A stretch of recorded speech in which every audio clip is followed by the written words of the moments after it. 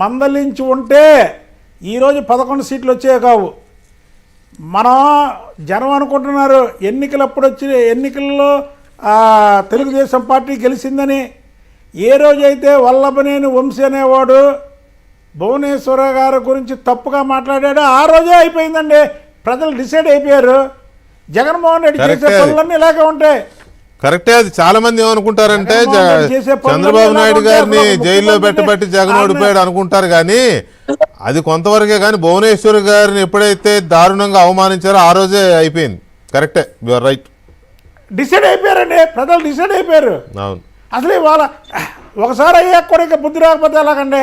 మళ్ళీ ఇప్పుడు అక్కడికి వెళ్ళి చంద్రబాబు నాయుడు గారు అంత మాట అంటే క్షమాపణ కోరాడు కదా అంటే ఏంటి అసలుకి? ఇది దేనికైనా అర్థం ఉందా? ఇక అర్థం ఉందా? మిమ్మల్ని అంటే మీరు ఊరుకుంటారా? నన్ను అంటే నేను ఊరుకుంటానా? చెప్పండి. పోనీ ఆయనంటే ఆయన ఊరుకుంటాడా? ఆ మాట చెప్పానండి. పోనీ ఆయనని క్షమాపణ కోరితే ఏదో చంద్రబాబు నాయుడు గారు అన్న మాట ఆయనని క్షమాపణ కోరితే ఊరుకుంటాడా ఆయన? చెప్పండి. ఏంటండి అసలు ఏం మాట్లాడుతున్నాడు? ఒక ముఖ్యమంత్రిగా చేసినటువంటి వ్యక్తి చాలా తప్పు. మరి జగన్మోహన్ రెడ్డి ఇవన్నీ ఈ ప్లాన్లు తెలిసినవాడు గొడ్డలతో నరికి చంపేసిన వాళ్ళకి గుండెపోటని, లేదా కోడి కత్తిని చిన్నది ఏదో ఇక్కడ గుచ్చకుండా మొత్తం కట్టి గులకరాయితో కొట్టించుకొని, మరి ఆ విషయాలు తెలిసినవాడు ఈ విషయం ఎలా తెలుసుకోలేకపోతున్నాడు అనుకుంటున్నా. మీరు కూడా బయటికి తీయట్లేదుగా, ఎవరు చేశాడు ఎలా చేశారని మీరు కూడా బయటికి తీయట్లేదు. వాటిని కోడి కత్తి కథ ఏంటి, గులకరాయి కథ ఏంటి? చంద్రబాబు నాయుడు గారు శాంతి స్వరూపుడు. ఆయన ఎంతసేపు ముఖ్యమంత్రి పీఠ మీద కూర్చొని ప్రజల్ని ఎలాగ దారిలో పెట్టాలి, ప్రజలకు ఏం చెయ్యాలనే ఆలోచనే. కానీ ఇలాంటి వాళ్ళ గురించి కానీ చంద్రబాబు నాయుడు గారు పట్టించుకుంటే వెంకటేశ్వర గారు నేరస్తులు బయట ఉండకూడదండి. ఇప్పుడు ఏ రూపంలో ఉన్నా సరే నేరస్తులు బయట సమాజంలో ప్రజా జీవితం అంటే సమాజంలో ఉండకూడదండి నేరస్తులు. అది కోడికత్తి కేసైనా, లేకపోతే గులకరాయి కేసైనా, లేకపోతే అదేది ఎర్రగొండపాలెంలోనా అక్కడ రాళ్ళు వేసిన కేసు అయినా, నందిగాంలో రాళ్ళు వేసిన వాళ్ళు అయినా, ఇట్లాంటి వాళ్ళు సమాజంలో ఉండకూడదండి. శాంతి స్వరూపులం మేము అని అంటే కుదరదు. ఏమండి, ఇప్పుడు మీ మెంటాలిటీ నా మెంటాలిటీ అది. కాబట్టి మీరు ఒక ఛానల్లో కూర్చొని మీరు పడే ఇబ్బందులు మాకు తెలుసు. మిమ్మల్ని ఎంతమంది ఫోన్లు చేసి ఇబ్బందులు పెడతారో, లేకపోతే ఇది అయినా సరే మీరు ధైర్యంగా వెళ్తున్నారు. అలాగే మమ్మల్ని ఎంతమంది తిడతారో మేము ధైర్యంగా. చంద్రబాబు నాయుడు గారి మైండ్ అది కాదు కదా.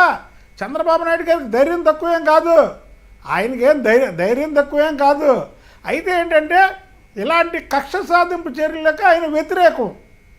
కక్ష సాధింపు చర్యలు అర్థమైంది, ఆయన వ్యతిరేకం. ఎందుకంటే మాతో ఎన్నో మీటింగుల్లో ఏమండే వెంకటకృష్ణ గారు, నేనేదో ఇప్పుడు మీ లైవ్లో ఉన్న అందరు నాతో సింగల్గా 2014 నుంచి 24 వరకు కనీసం నాకు ఒక 25-30 సార్లు చెప్పుంటాడమ్మా, ఎంకన్నా నువ్వు మాట్లాడు కానమ్మా ఎవరిని వ్యక్తిగతంగా మాట్లాడకు అని 25-30 సార్లు ఆయన నాకు చెప్పాడండి.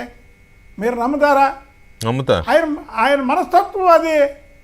ఆయన మనస్తత్వం అది. ఎందుకంటే ఆయన మంచి మార్గంలో నడవమని చెప్తాడు, ఆయన ఇలా చెడు మార్గంలో నడవమని చెప్పడు. చంద్రబాబు నాయుడు గారు నిజంగా జగన్మోహన్ రెడ్డిలో 1% ఆయన బయటకు వస్తే ఈ పార్టీ ఉంటుందా? వైసీపీ పార్టీ ఉంటుందా? వైసీపీ పార్టీ అనేది ఉంటుందా? ఇవాళ నువ్వు ఆ క్యాన్వా అయితే వెళ్ళగలవా చెప్పండి?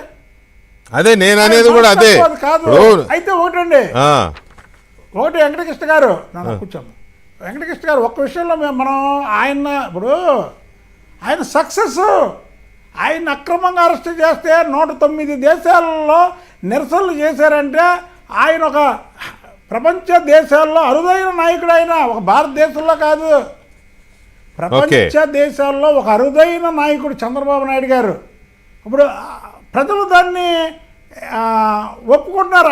ఆయన పరిపాలనని, ఆయన విజన్ను ఒప్పుకుంటున్నారు. మీలాంటి వాళ్ళు నాలాంటి వాళ్ళు కొంచెం స్పీడ్ ఉన్న వాళ్ళు మనం ఏంటంటే ఎందుకు వదిలేస్తున్నాడు అనే బాధ మనకు ఉంటుంది. కానీ మరి ప్రపంచ దేశాల్లో ఉన్న వాళ్ళందరూ కూడా ఆయన గురించి ఆలోచిస్తున్నారంటే అరే ఆయన ప్రజల గురించి ఆలోచించే మనిషి, ప్రజల గురించి పనిచేసే మనిషి అని. లేక చంద్రబాబు నాయుడు గారు చేయాలంటే ఎంతసేపు అండి? చంద్రబాబు నాయుడు గారు చేయాలంటే ఎంతసేపు? రైట్. తెలుగుదేశం ఒక్క నిమిషం పార్టీకి ఉన్న వెంకన్న గారు, ఒక్క నిమిషం అండి, ఈ- వెంకన్న గారు ఒక్క నిమిషం.